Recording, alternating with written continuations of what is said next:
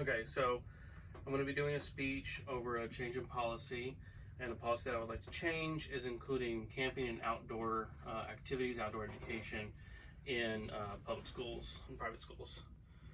So many people enjoy camping and traveling, but there's a lot of people who don't, and there's some obvious reasons and then some little reasons that some people think are kind of dumb, but others important to them. So many people just like camping because it's just outside, and a lot of people just enjoy being inside. There's a lot of luxuries that you have to forego. AC, maybe not in this camper, but in tents, AC is something that you don't have, and in Texas it can get a little bit hot. Traveling can also force a lot of people to experience new things and things that they don't enjoy and put them in uncomfortable situations. So through these situations, though, I believe, and so does the LHHL, which is the Landscape and Human Health Laboratory. The belief is that putting yourself in the uncomfortable situations and forcing yourself to forego a lot of luxuries that you normally would can actually make you a better person and improve your overall outlook on life. So first, some examples of just experiences. The 30 Chilean miners that were trapped in the mine for months, they now get together every year, and they have a massive feast, and they have recollection of events, and their whole families were just brought together by this. Even though it was an awful experience, it actually brought them together, and it's something that they can all enjoy. Now, good experiences, me and my family often travel together and camp together, and we have tons and tons of stories of either forgetting spaghetti sauce at random campgrounds, or just enjoyable hikes, enjoyable campouts, or maybe getting rained out on a campout.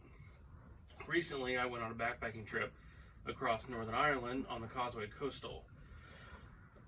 The trip was 35 miles in 5 different cities. We only had 2 places that we knew we were going to be able to stay.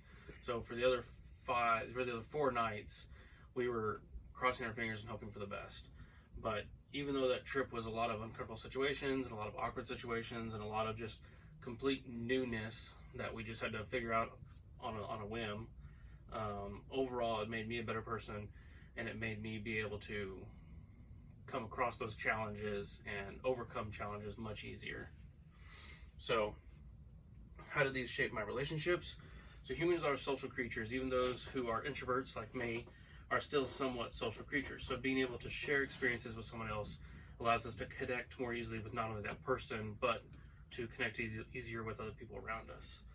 So these experiences not only shape your personal relationships, but they also shape your relationships with fellow travelers and new people that you're going to meet. Sorry. So adding outdoor education in schools is not only just going to help personally, I think, better you as a person, but it's also going to be able to help people with ADHD. There's a study done by Stephen Apter in his book, The Therapeutic Camping Journal of Clinical Child Psychology. And in that, he talks about how children with mental psychological disabilities can often become better and not heal, but can learn to better deal with their situation if they're put in new situations and in a safe environment.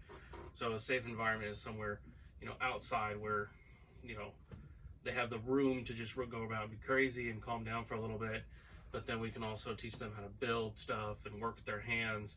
And a lot of times that just the hands-on stuff can help someone with psychological difficulty better react in all situations of their life. So cultural admiration is another way that the experiences shape us as humans. By integrating into new cultures and learning new things, different ways from all of people all over the world, we learn to accept other people, and we learn that even though something might be different from us, it's not necessarily wrong, it's not necessarily bad, it's just different, and it might be better to do it a different way. It might be better for another culture to do something a different way than how we do it, but it just depends on where you grew up and how you grew up. So study abroad is one thing that we do in college a lot that is not done in high school. So essentially the policy that I will be hoping to influence and hoping to change would be to include a type of study abroad in high school educations. Because there's a lot of students who don't get to go to college.